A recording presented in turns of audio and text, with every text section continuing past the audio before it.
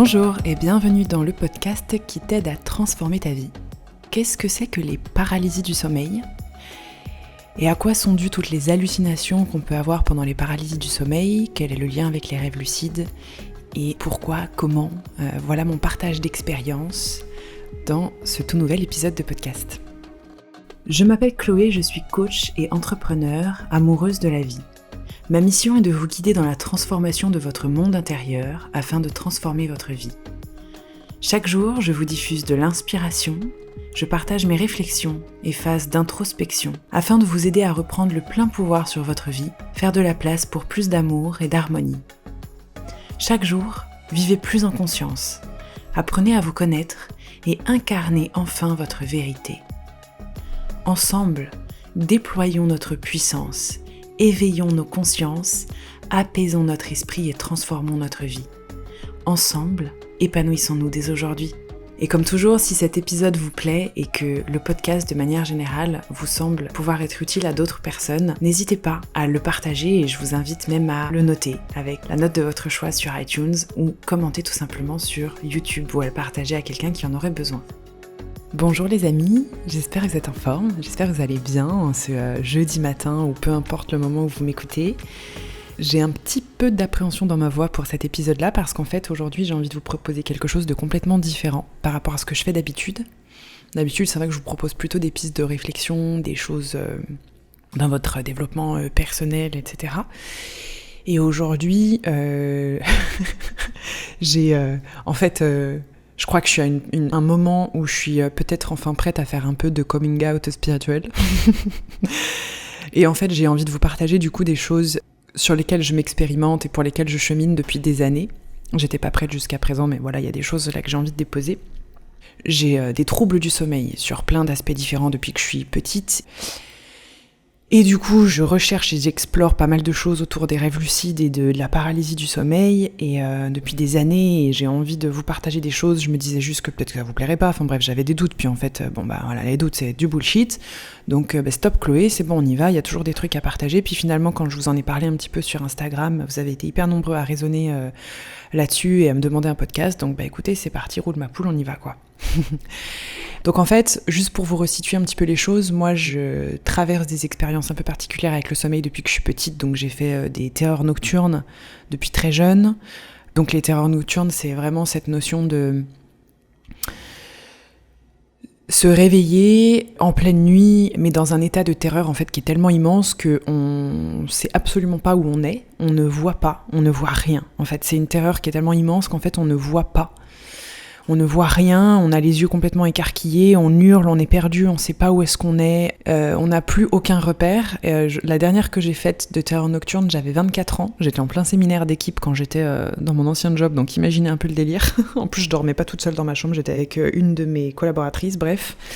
Et en fait, c'est vraiment cet état où on se réveille, on n'a plus aucun sens et ça peut mettre plusieurs secondes, voire plusieurs minutes à revenir à la normale. Je sais qu'il y a beaucoup de mamans aussi qui voient ça sur leur bébé. Le bébé qui hurle, terrorisé, les yeux écarquillés, on a beau passer la main devant les yeux, il n'y a rien qui se passe.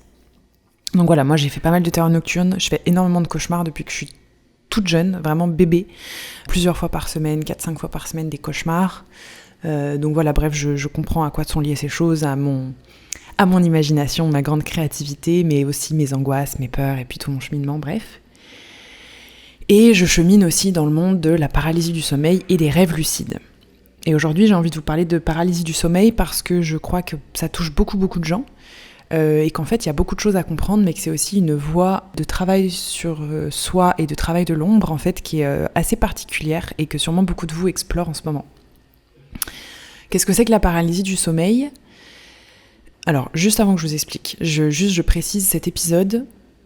Si j'ai un peu d'appréhension, c'est parce que je ne suis ni scientifique, j'ai pas de connaissances scientifiques dans ce domaine-là, mon vocabulaire va pas toujours être adéquat, je vais pas toujours vous donner les informations qui sont justes, je vous parle de mon expérience, c'est vraiment mon expérience personnelle, comment je vis les choses, ce que j'ai remarqué, ce que j'ai compris de ce que je traverse.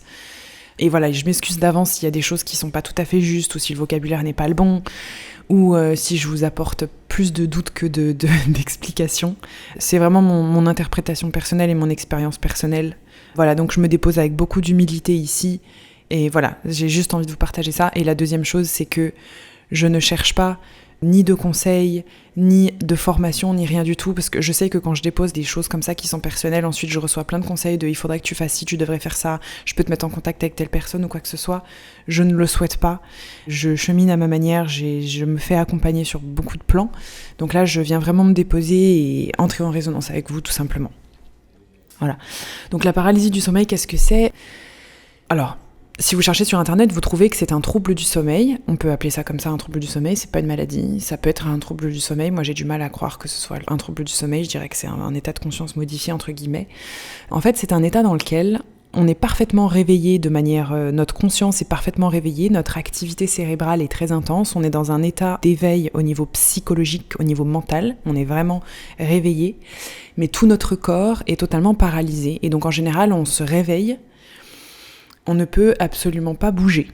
On ne peut pas bouger du tout, on est totalement pétrifié, on a l'impression en fait d'être mort physiquement, mais d'être pleinement ici avec notre conscience, avec toutes nos facultés cognitives, etc.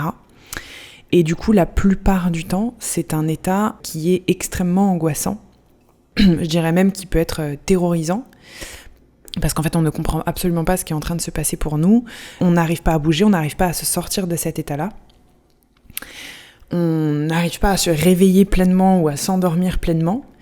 Et surtout parce que, en plus de ça, la plupart du temps, mais pas tout le temps, il y a beaucoup de gens parmi vous, je sais, qui ont des paralysies du sommeil sans avoir d'hallucinations. Donc la plupart du temps quand même, on peut avoir des sensations et des hallucinations, et notamment des sensations de se faire attaquer. Des sensations de se faire étouffer par quelque chose, de se faire oppresser, d'avoir quelque chose qui nous appuie sur la poitrine, d'avoir une sensation qu'il y a quelque chose de profondément malsain qui veut nous tuer ou qui nous veut du mal, qui nous enveloppe. On peut avoir des hallucinations visuelles, auditives. Donc j'utilise le terme hallucination parce que c'est le terme grand public. Moi, je parlerai plutôt de perception parce que je suis convaincue que ce ne sont absolument pas des hallucinations après tout ce que j'ai pu vivre. Donc c'est des états qui sont très très très particuliers, on se retrouve un peu coincé en fait entre deux mondes. La plupart du temps c'est terrorisant, honnêtement c'est terrorisant, enfin en tout cas pour moi ça l'est, c'est vraiment terrorisant. Ça peut durer plusieurs minutes, plusieurs secondes, ça peut être très très long. Et c'est assez particulier comme émotion, comme ressenti, comme expérience. Et je pense que la plupart des gens en ont déjà vécu dans leur vie, voilà. Pour vous expliquer très rapidement et en vulgarisant ce que c'est réellement la paralysie du sommeil, en fait, c'est un état où on est ni entre le réveil total, donc où on est éveillé en conscience et on a toutes nos facultés cognitives et notre corps est éveillé aussi, nos muscles sont en plein réveil, et entre l'état de total endormissement dans lequel notre conscience, entre guillemets, est endormie, j'aime pas trop utiliser le mot conscience, mais dans lequel on est en profond état d'endormissement, notre mental est endormi, etc., et notre corps est endormi. En fait, la paralysie du sommeil, c'est quand on se trouve dans ce monde entre les deux, dans lequel on est pleinement réveillé de manière psychologique, de manière mentale, on est pleinement conscient, on est pleinement ici et maintenant en conscience, mais pendant lequel notre corps est totalement paralysé et endormi. Donc c'est un petit peu comme si votre corps s'était pas encore réveillé, mais que vous étiez réveillé. En fait, c'est un état vraiment qui se trouve entre les deux, entre le sommeil et le réveil. On peut aussi dire que ça se situe dans le sommeil paradoxal. Vous savez, le sommeil paradoxal, c'est cette phase du sommeil dans laquelle on rêve énormément. C'est une phase dans laquelle notre cerveau est sur des ondes gamma, donc c'est une très grosse activité cérébrale, mais pendant laquelle notre corps est totalement endormi pour pas qu'on vive physiquement nos rêves et qu'on soit dangereux pour nous-mêmes ou pour nos proches ou pour quoi que ce soit.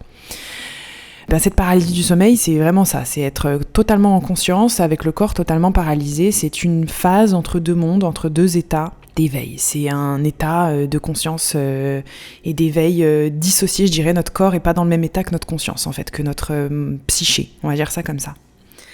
Donc cette paralysie du sommeil, elle peut arriver à différents moments de notre vie. Moi, je remarque qu'en fait, c'est dans les phases où je suis très fatiguée, dans les phases où je suis angoissée, que ça m'arrive le plus. Ça m'arrive aussi plutôt sur des siestes, rarement la nuit, mais ça m'arrive plutôt quand je fais des siestes, en fait, en pleine journée. Et je sais que c'est aussi le cas de nombreuses personnes. Et la paralysie du sommeil, elle peut arriver soit à l'endormissement, donc ça, on appelle ça la paralysie du sommeil hypnagogique, soit ça peut arriver au réveil, et ça, c'est la paralysie du sommeil hypnopompique. Donc moi, j'ai vraiment eu les deux. J'ai vraiment eu les deux de la même manière, en fait, ça se présentait de la même manière. Mais souvent, j'ai remarqué que c'est quand je faisais des siestes en fait l'après-midi, que c'était lors du réveil, donc que je faisais de la paralysie du sommeil hypnopompique, où il y a vraiment cette phase de paralysie totale et pourtant je suis totalement réveillée, je peux absolument pas bouger. Et là se présentent alors des hallucinations. Ce que je trouve très intéressant, c'est que, en fait, pour moi, de ce que j'ai vraiment vécu toutes ces années-là, c'est que la paralysie du sommeil, c'est un moment, pour moi, de conscience alternée, dans lequel, en fait, on est en perception de beaucoup de choses qu'on ne perçoit pas d'habitude. C'est pour ça vraiment que j'utilise le mot hallucination, mais ce n'est pas le mot auquel je pense. Je vais plutôt parler, moi, de perception. On n'est pas psychotique quand on fait des paralysies du sommeil, on n'est pas fou, on n'est rien de tout ça, on est juste en pleine perception, on est encore plus sensible que ce que l'on peut l'être d'habitude en fait, et on est dans un moment de perception qui est très subtil, on est en train de naviguer entre différents états de conscience, mais je dirais même on est en train de naviguer entre différents mondes. Il y a des chamans qui disent aussi que la paralysie du sommeil en fait c'est quand notre âme elle voyage, quand on a fait des sorties de corps par exemple et qu'on n'est pas totalement revenu dedans. C'est assez intéressant aussi comme perception parce que, et moi j'y crois, parce que c'est vraiment cette capacité à naviguer entre différents mondes, en naviguant en fait entre le monde subtil et le monde matériel. Et notre corps se situe dans le monde matériel, on n'est pas totalement revenu dedans, mais on est pleinement conscient du monde subtil.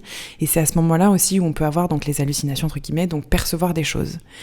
Et ce qui est intéressant et ce dont j'ai surtout envie de vous parler aujourd'hui, c'est les choses terrifiantes qu'on peut voir, qu'on peut ressentir, qu'on peut entendre, sentir dans ces moments-là.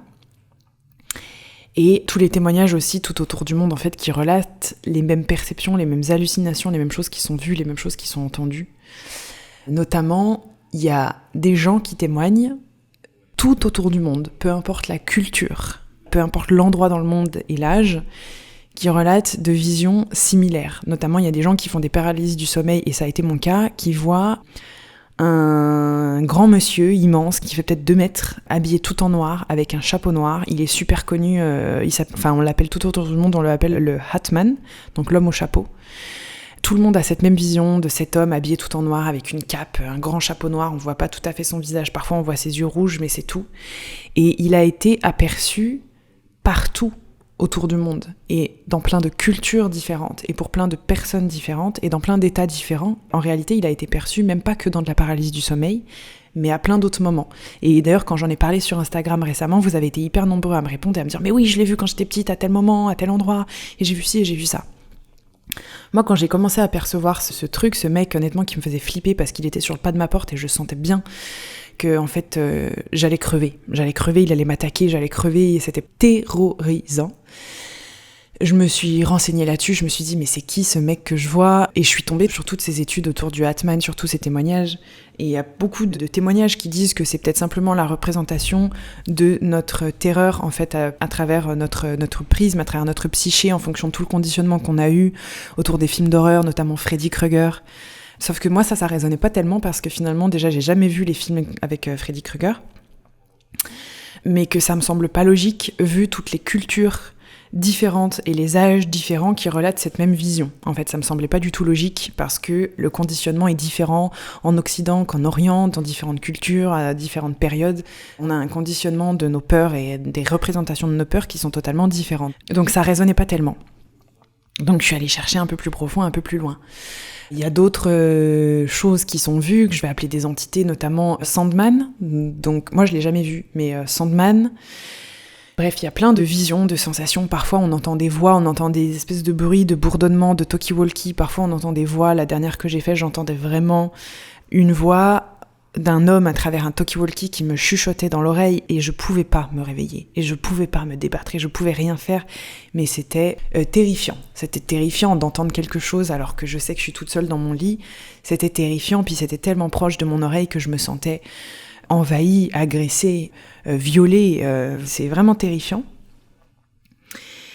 Et en fait, ce qui est intéressant, c'est de comprendre que dans ces moments-là, quand on vit des paralysies du sommeil, pour moi, c'est que déjà, c'est une voie initiatique, entre guillemets, c'est une voie de développement de soi, et ça, j'y reviendrai. C'est une voie de développement de soi, mais c'est, de transformation même, mais c'est aussi un moment dans lequel en fait on est en train de faire face à des vérités qu'on ignore à propos de nous. C'est pour ça que pour moi les paralysies du sommeil font aussi partie du shadow work et du travail de l'ombre. C'est qu'en fait toutes les perceptions qu'on a à ce moment-là, que ce soit les choses qu'on entende, les choses qu'on voit, nous mettent face à des parts de nous qu'on ne perçoit pas en temps normal. Et c'est là où j'ai justement envie de vous parler d'entité. C'est que pour moi, notamment l'homme au chapeau qu'on voit, c'est pas juste une invention de mon esprit. À ce moment-là, je suis persuadée que ce qu'on voit, c'est des entités. Donc c'est des entités, c'est des intelligences, c'est des énergies pourvues d'intelligence, c'est des esprits, appelez ça comme vous voulez. Il y a des gens qui voient des morts, il y a des gens qui voient des chiens, des loups, il y a des gens qui voient vraiment des choses se déplacer dans la chambre, il y a des gens qui entendent des choses, qui ressentent des choses. Et notamment, même, je sais qu'il y a des personnes, ça m'est arrivé aussi, qui voient des entités, des personnages qui se jettent sur eux. Ça, j'y crois. Ça me fait peur de vous parler de ça aussi parce que j'ai peur, évidemment, j'ai toujours ces croyances que ça puisse paraître perché, etc. Mais vraiment dans mon expérience personnelle maintenant, alors qu'à la base, je crois pas à tout ça. Puis après avoir expérimenté pas mal de choses, j'ai bien compris que en fait, il fallait juste que j'arrête d'être dans le déni. Toutes ces entités-là se présentent à nous à des moments où on doit y faire face, entre guillemets. Donc si vous voyez ces esprits-là, ces entités-là, c'est pour une raison bien précise.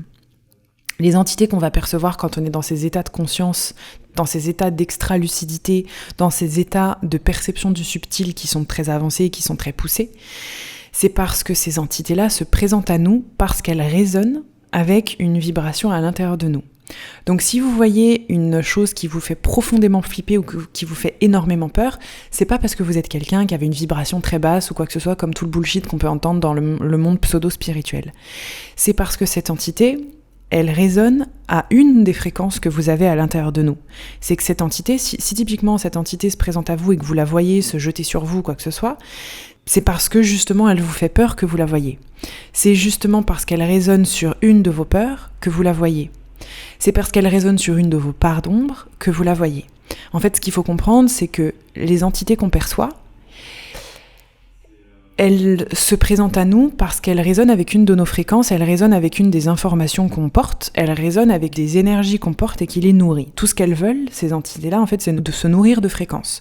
Donc elles se nourrissent d'informations, elles se nourrissent d'énergie, et ce qui les nourrisse le plus, c'est nos émotions, parce que les émotions sont des énergies qui sont super puissantes. Donc, si vous ressentez énormément de peur, une entité, elle va simplement se nourrir de peur. Elle vous veut pas de mal, elle vous veut pas de bien, mais tout ce qu'elle veut, c'est que vous continuiez à avoir peur parce que c'est son casse-croûte, en gros. C'est comme ça qu'elle se nourrit, c'est comme ça qu'elle existe, c'est ce dont elle a besoin. Donc, c'est de l'énergie qui cherche à se nourrir d'énergie. Voilà, elle se nourrit de ça. La colère, c'en est une autre. Enfin, voilà. Très souvent, moi j'ai remarqué, chez moi en tout cas, c'est de la peur.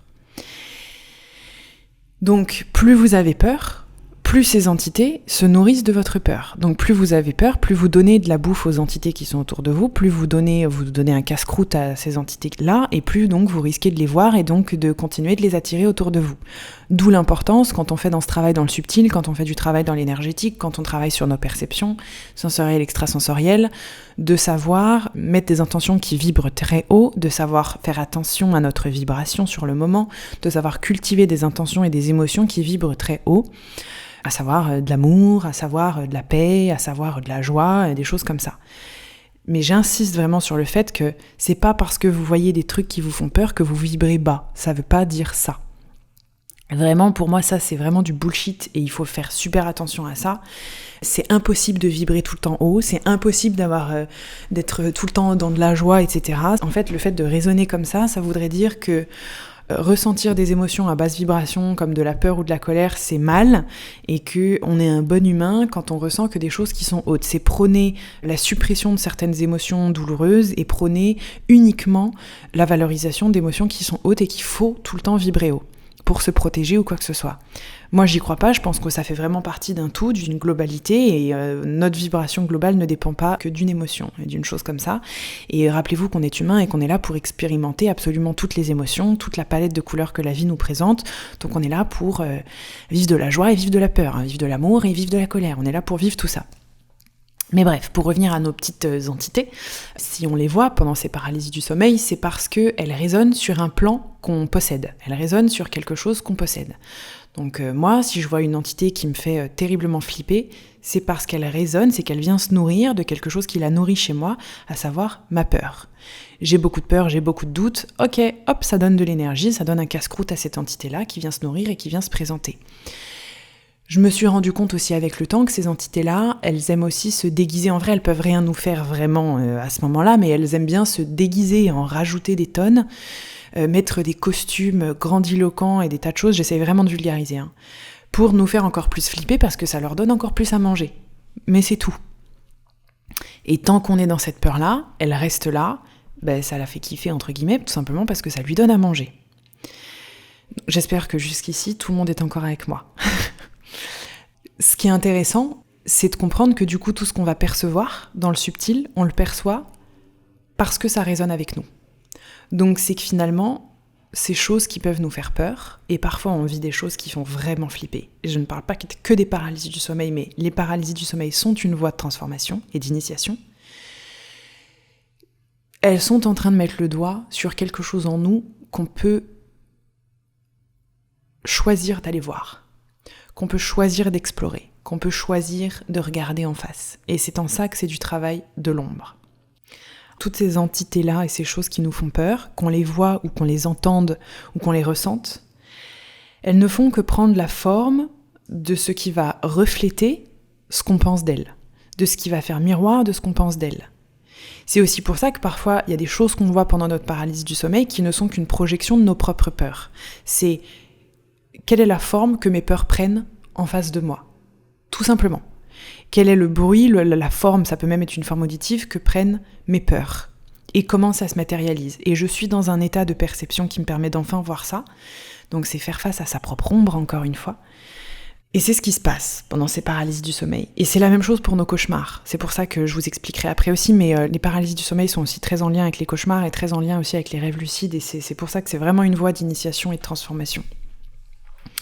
La présence active de choses que vous pouvez voir, que ce soit des entités ou que ce soit simplement une projection de vos propres peurs, de toute façon c'est plus ou moins la même chose, c'est simplement activé parce que vous résonnez sur cette fréquence-là. Donc c'est une occasion rêvée finalement pour se dire, en fait attends, là je suis en train de voir cette chose-là, et c'est valable pour les cauchemars aussi. Qu'est-ce que je ressens à propos de ça ? Qu'est-ce que ça montre de moi ? Qu'est-ce que ça m'apprend sur moi ?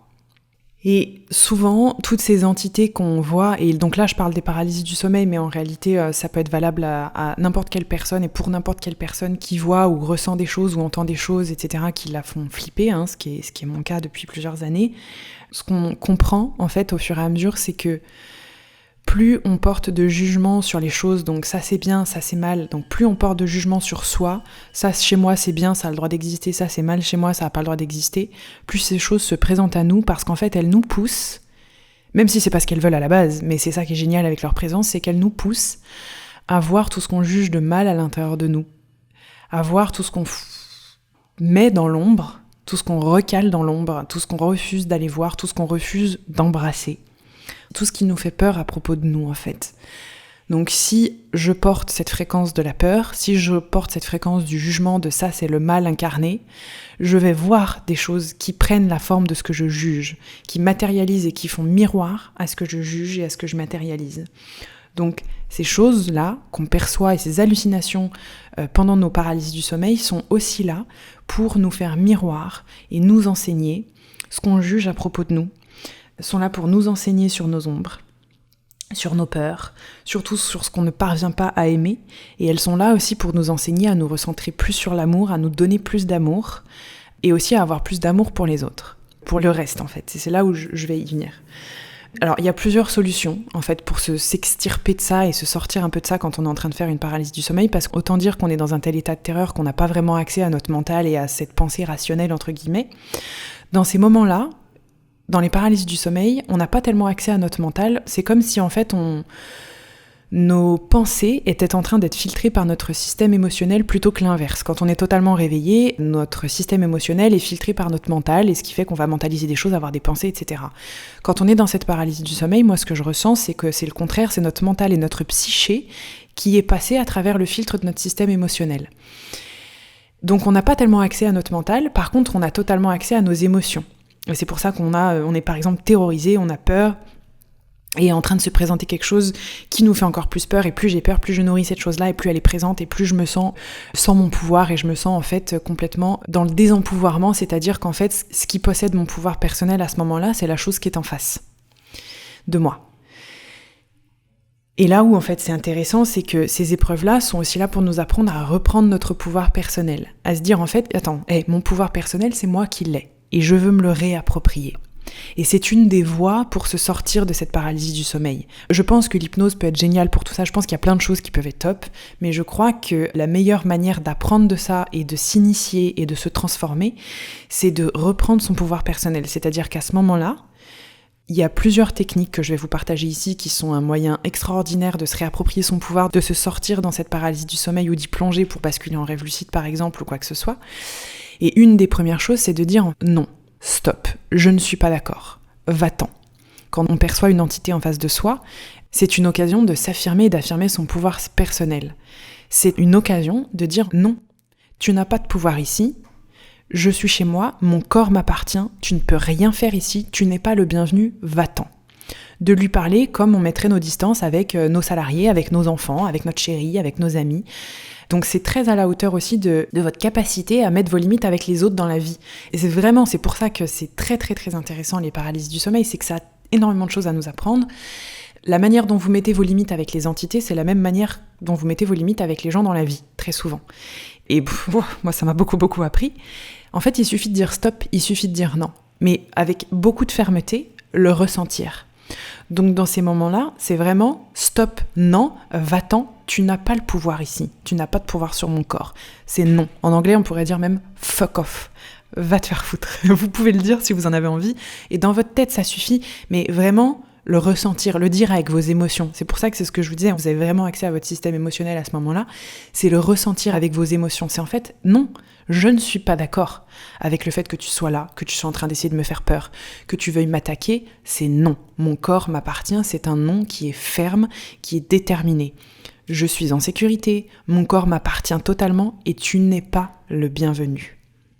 Cette fermeté avec laquelle vous posez vos limites, avec lesquelles vous affirmez votre pouvoir personnel, est à la hauteur de votre manière d'affirmer votre pouvoir personnel dans votre vie. Donc, ce que vous êtes en train de vivre avec ces entités, et là vraiment, encore une fois, dans les paralyses du sommeil, mais en dehors aussi, n'est qu'une représentation de la manière dont vous affirmez votre pouvoir personnel dans votre vie. Donc, bienvenue dans le shadow work, vous êtes en plein travail de l'ombre, à ce moment-là. Donc ça, c'est un des premiers moyens, c'est vraiment ça, c'est de dire en fait stop, tu n'es pas le bienvenu, va-t'en, je ne veux pas de toi, fuck off, vous dites ce que vous voulez, mais c'est d'être extrêmement ferme et surtout de le ressentir et de le croire. Rien ni personne ne peut créer dans votre corps ou ne peut prendre votre pouvoir personnel à partir du moment où vous y croyez. Vous êtes en pleine possession de votre pouvoir personnel, c'est le moment de l'affirmer. Et c'est aussi pour ça que tout ce travail qu'on fait de l'ombre, et c'est souvent dans la douleur que ça se fait, dans la peur et dans la souffrance, mais c'est aussi un petit peu ça, le travail de l'ombre, nous permet d'harmoniser toutes les parts de nous permet d'embrasser nos peurs, nous permet d'embrasser nos angoisses, nous permet d'embrasser des parts de nous qu'on juge constamment, et nous permet de nous apporter beaucoup plus d'amour. Donc, une des premières choses que vous pouvez faire, c'est celle-ci, affirmer votre pouvoir personnel, dire que non, cette entité-là ou cette chose n'est pas le bienvenu, ces voix ne sont pas le bienvenu, stop, mais vraiment de le ressentir.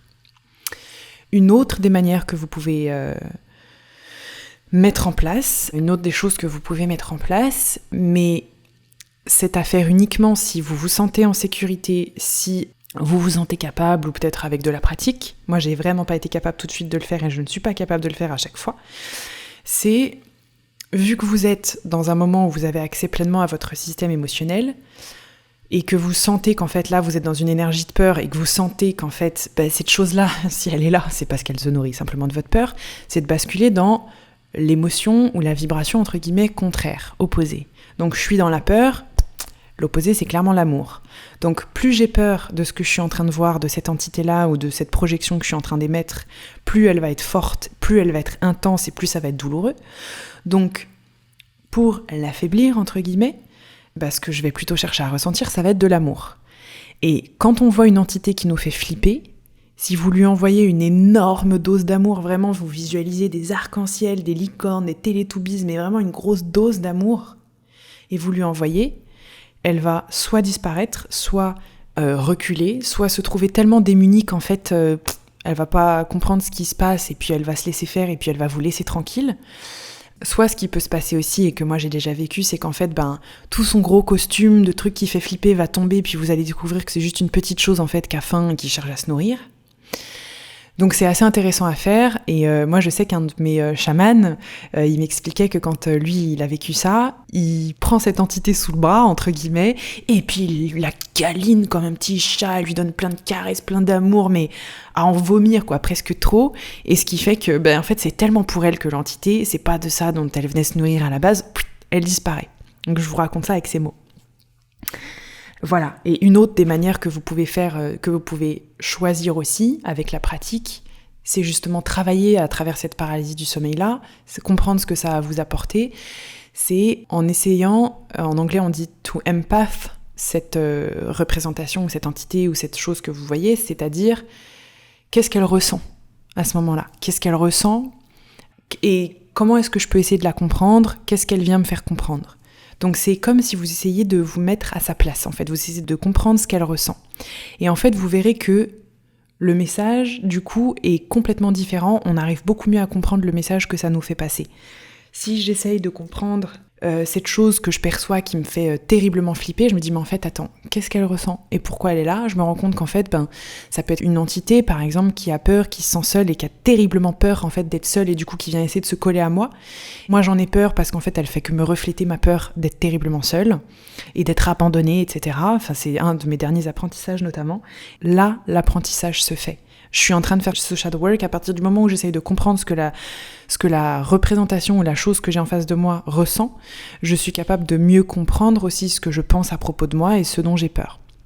Donc ça, c'est 3 petites manières aussi d'essayer de se sortir de cette paralysie du sommeil. Ensuite, moi, ce que j'aimerais aussi vous partager, et tout ça, c'est vraiment mon expérience personnelle, c'est que notre capacité, entre guillemets, même si c'est involontaire, à faire des paralysies du sommeil, est aussi à la hauteur de notre capacité à faire des rêves lucides.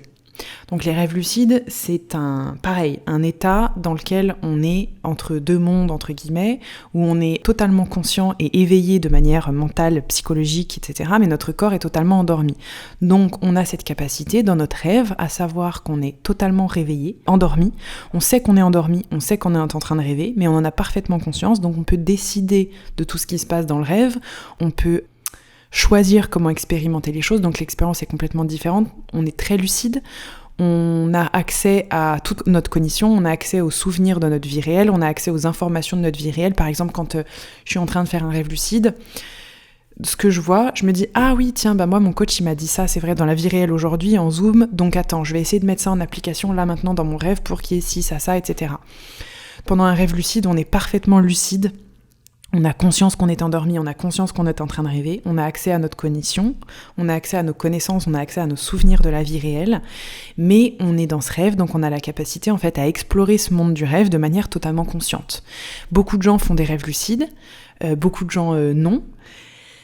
Il y a plein de manières de travailler notre capacité à faire des rêves lucides. Moi, ça m'est tombé dessus et ensuite j'ai compris comment est-ce que je pouvais améliorer cette capacité à faire des rêves lucides, etc. Ça pourrait faire l'office d'un prochain podcast si jamais cet épisode-là vous plaît. En tout cas, ce que j'ai vraiment compris avec le temps, c'est que notre capacité à faire des paralysies du sommeil est totalement liée à notre capacité à faire des rêves lucides, parce que les deux sont des états dans lesquels notre conscience est extrêmement active, notre activité cérébrale est très très dense, très intense. Et on est dans cet état dans lequel on a la possibilité à, entre guillemets, sortir de notre corps ou basculer dans cet état d'endormissement, donc d'endormissement physique, en restant totalement éveillé consciemment. Donc quand on arrive en fait à se calmer et se détendre dans une paralysie du sommeil, quand on arrive à se dire en fait, attends, je suis juste en train de faire une paralysie du sommeil, je vais me détendre, je vais pas chercher à lutter ou quoi que ce soit, on peut soit se réveiller, soit basculer dans cet état d'endormissement en gardant notre esprit éveillé. Et donc à ce moment-là, commencer à faire des rêves lucides et choisir ce qu'on veut vivre, la manière dont on veut vivre les choses, comment est-ce qu'on veut aller explorer le monde des rêves, comment on veut aller explorer le monde du subtil, etc. Le monde des rêves, pareil, c'est un magnifique shadow work, le monde des rêves. C'est tout ce qu'on voit dans nos rêves, c'est nous qui le créons, c'est notre psyché qui le crée, et c'est le reflet de notre subconscient aussi. Donc ça a beaucoup de choses à nous apprendre. Par exemple, si vous êtes en train de vous faire poursuivre par un énorme monstre, plutôt que d'avoir peur du monstre parce que justement votre psyché est en train d'être filtrée par votre centre émotionnel, vous faites exactement comme dans une paralysie du sommeil. Attends, mais qu'est-ce qu'il ressent ce monstre ? Et puis en fait, qu'est-ce que je ressens pour ce monstre ? Je ressens en fait, c'est marrant, je ressens comme si j'étais en train de me faire engueuler par mon père. Est-ce que ce gros monstre, en fait, ça représente pas la trouille que j'ai du jugement de mon père ou que mon père m'engueule ou quoi que ce soit ? Ok ? Je vous donne un aperçu très bref, mais c'est aussi comme ça qu'on peut explorer le monde des rêves via le rêve lucide et mettre en place plein d'apprentissages en fait. On apprend beaucoup et on fait beaucoup de shadow work via le monde des rêves.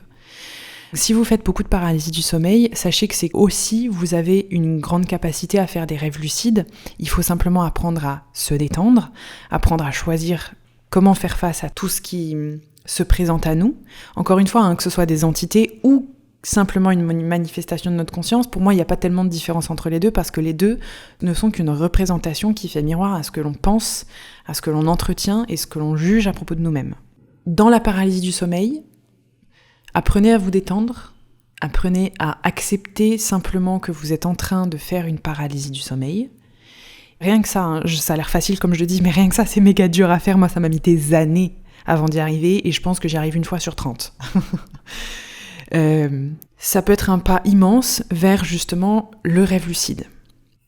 Je suis convaincue aussi que nos paralysies du sommeil nous montrent aussi notre capacité, certes, à faire des rêves lucides et à étudier tout ça. Je pense aussi que c'est une très grande invitation à percevoir des choses chez nous qu'on juge ou qu'on n'aime pas ou qui nous font peur. Donc c'est une invitation au travail de l'ombre. Et que tout ce qu'on perçoit et toutes ces choses qui nous arrivent pendant nos paralysies du sommeil ne sont pas là juste pour nous faire flipper, mais c'est là pour nous apprendre et pour être entendus, c'est là pour nous enseigner. D'où le fait que, pour moi, les paralysies du sommeil n'ont pas besoin d'être guéries. C'est comme si vous étiez en train d'essayer de mettre un couvercle dessus pour moi. Ça a plutôt besoin d'être compris. Et je vous invite grandement, en fait, à aller essayer de comprendre, certes, vos parts d'ombre, mais au-delà de ça, de comprendre votre sensibilité aussi au subtil, vos perceptions. Je suis intimement convaincue que les paralysies du sommeil qu'on fait, les rêves lucides du sommeil, sont aussi à la hauteur des capacités qu'on a à percevoir le subtil. À percevoir peut-être des entités, à avoir de la clairaudience, de la clairvoyance, de la claircognition, de la clairsentience. Pour moi, c'est à la hauteur de tout ça. Et le monde des rêves, la paralysie du sommeil et tout ça viennent souvent pointer du doigt des capacités extrasensorielles. J'insiste, juste parenthèse, on a absolument tous des capacités extrasensorielles. Simplement, on ne sait pas toujours comment s'y connecter et on n'a pas toujours mis le doigt dessus et souvent on est dans le déni. Mais on en a absolument tous. Je ferme la parenthèse. Donc ces paralysies du sommeil sont pour moi aussi des moments dans lesquels ça pointe le doigt sur des capacités aussi extrasensorielles qu'on a poussées dans le déni. Et je vous invite, si vous faites des paralysies du sommeil, à vous pencher sur ces capacités extrasensorielles que vous pouvez avoir, et surtout sans les juger. Sans les juger, en apprenant, en étant plus gentil, en n'ayant pas peur de devenir fou, en apprenant à les maîtriser, mais surtout en envisageant la possibilité que vous ayez ces capacités-là. Parce que, typiquement, moi, j'ai été dans le déni pendant 29 ans, là-dessus. Et donc, j'avais peur de devenir folle, je trouvais ça beaucoup trop perché, mais même là, de vous faire ce podcast, pour moi, c'est une énorme avancée. Enfin, je me jette dans le grand bain, en fait, à vous faire ça. J'ai été dans le déni quasiment toute ma vie, en fait, de ce que je percevais, de ce que j'avais perçu en étant petite, des expériences normales que j'ai pu avoir. Et donc, pour moi, ces paralysies du sommeil étaient complètement décorrélées. Je comprenais pas. Maintenant que j'envisage la possibilité qu'en effet j'ai ces perceptions-là, je me rends compte qu'en fait c'est totalement lié, parce que non, je ne suis pas folle, non, je n'ai pas inventé, non, ce n'est pas que le fruit de mon imagination, c'est aussi le fruit de mon imagination, mais pas que, et que tout est lié. Et qu'absolument tout est lié, et que mes capacités extrasensorielles étaient tellement poussées dans le déni que c'était aussi des parts d'ombre et des choses qui me faisaient extrêmement peur. La clairvoyance et la clairaudience et la clairsentience et la claircognition, etc. sont des capacités qui me font énormément flipper, et encore aujourd'hui, parce qu'il y a plein de choses que je n'ai pas envie de voir, il y a plein de choses que je n'ai pas envie de sentir, que je n'ai pas envie d'entendre, mais je comprends aujourd'hui que tout ce que je perçois, et même quand ça me fait peur, sont des choses qui m'apprennent, sont des choses qui résonnent sur quelque chose que j'ai en moi, sont des choses qui viennent me montrer qui viennent m'enseigner et qui viennent me faire du travail de l'ombre et qui viennent m'apprendre à embrasser tout ce que je suis et toutes mes facettes. Donc si vous faites toutes ces paralysies du sommeil, etc., je dépose ça là au cas où. Il y a peut-être aussi des capacités sensorielles que vous êtes en train de pousser dans le déni parce que ça vous fait flipper, parce que vous avez une éducation très cartésienne, parce que vous avez une éducation que ça c'est bien, ça c'est mal, ça existe, ça n'existe pas. Vous devez être comme ça pour être aimé, vous devez pas être comme ça pour être aimé. Et donc c'est totalement normal que ça vous fasse flipper, c'est normal que vous ayez ce conditionnement-là, mais je vous invite à envisager la possibilité que ça existe. Je vous invite à envisager cette possibilité que vous ayez tout ça. Il y a des gens pour qui, ici, qui nous écouteront, pour qui c'est très facile de savoir qu'ils sont clairaudients, qu'ils sont clairvoyants. Moi, il y a des proches qui sont, depuis toujours, qui sont à l'aise avec le fait de voir des entités, des trucs, d'entendre, de voir des trucs que personne voit, etc. Et ça leur pose aucun problème. Et ils n'ont jamais eu à affronter cette terreur de tout ça. J'admire ces gens-là, c'est pas mon chemin. Moi, je suis terrorisée, j'ai encore peur, j'apprends à en avoir moins peur et ça met énormément de temps. Je suis encore un peu dans le déni de certaines choses, même si beaucoup moins, dans le refus de beaucoup de choses. J'ai une éducation à l'inverse de tout ça, j'ai une éducation très rationnelle. Tout ça, ça n'existait pas, que tout ça, c'était faux, que il m'a fallu 29 ans pour accepter que les entités, ça existait. Pour vous dire, c'est vraiment... Voilà, puis tous ceux qui me suivent depuis des années, vous savez à quel point, en plus à la base, moi je suis quelqu'un qui est dans le refus de tout ça, qui croit pas aux esprits, qui croit pas aux entités, qui croit pas au paranormal, qui croit pas à tout ça. Mais ça, c'est l'éducation que j'ai eue, c'est le conditionnement que j'ai aussi. Or, force est de constater que sur mon chemin se trouve un tout autre apprentissage et c'est douloureux pour moi d'apprendre et de découvrir. Je suis en plein chemin initiatique, c'est douloureux, ça me fait peur, mais ça m'apprend énormément. Et pour moi, rien que de reconnaître certaines capacités extrasensorielles chez moi, c'est le bout du monde, entre guillemets. Vous voyez, c'est toujours mon mental qui est là en train de me dire « Mais non, mais attends, ça se trouve, t'inventes, et puis ça se trouve, il y a ci, puis ça se trouve, il y a ça, mais en fait, non, mais en fait, il y a ci. » Donc voilà, rien que ça, c'est déjà un grand apprentissage. Et c'est OK. Ça mettra le temps que ça mettra. Quand on a une éducation et un conditionnement qui est à l'exact opposé de tout ce qu'on perçoit pendant nos rêves lucides, nos paralyses du sommeil, quand on est en état de conscience modifié, en breathwork ou peu importe, c'est difficile, entre guillemets, d'accepter ça. Ça nous fait peur, on comprend pas, on est en pleine voie d'exploration et c'est notre chemin. Voilà, c'est notre chemin. Ces paralysies du sommeil sont une très belle voie de transformation. Ce que je peux vous inviter à faire, en fait, tout simplement, c'est vraiment de vous dire que si vous vivez ça, c'est que vous avez des choses à apprendre de ça. C'est que vous êtes prêt à apprendre de ça, même si ça vous fait flipper. C'est des ressources et c'est des moments et des opportunités que vous pouvez comprendre et écouter pour les transcender, pour en apprendre. C'est encore une fois un cheminement de transformation pour embrasser toutes nos parts, harmoniser toutes nos parts, entretenir des vibrations, des intentions aussi qui sont hautes, l'acceptation, voir aussi ce qui nous fait peur. C'est une invitation à identifier nos propres peurs et nos propres croyances parce que ce qu'on perçoit ne sont qu'une manifestation de tout ça. Que ce soit notre imagination ou des entités. Tout ça, ce n'est que la manifestation de notre psyché. Ce n'est que le miroir de notre psyché. Donc on s'en fout que ce soit une entité ou pas que vous voyez, ce n'est que le miroir de votre psyché. Et c'est une invitation aussi à reprendre votre pouvoir personnel parce que vous n'êtes pas une victime. Et ces moments-là, c'est des moments dans lesquels on se sent profondément impuissant et on se sent totalement victime. Et l'idée, en fait, c'est ça. C'est de retravailler sur notre empouvoirment personnel, notre empuissancement, je dirais, sur la confiance qu'on se fait. Et vous verrez que quand vous reprenez et vous réaffirmez votre pouvoir personnel, dans ces moments-là, l'expérience se transforme totalement. L'expérience se transforme totalement et c'est la même chose dans votre vie. Voilà, donc c'est une des manières de travailler sur soi.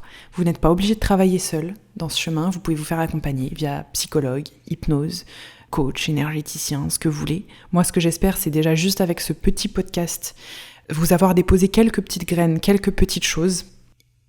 En fait, simplement prenez ce que vous avez envie de prendre dans cet épisode-là. Vous n'êtes pas obligé d'être OK avec tout, vous n'êtes pas obligé d'avoir vécu la même chose. Prenez simplement ce que vous avez envie de prendre.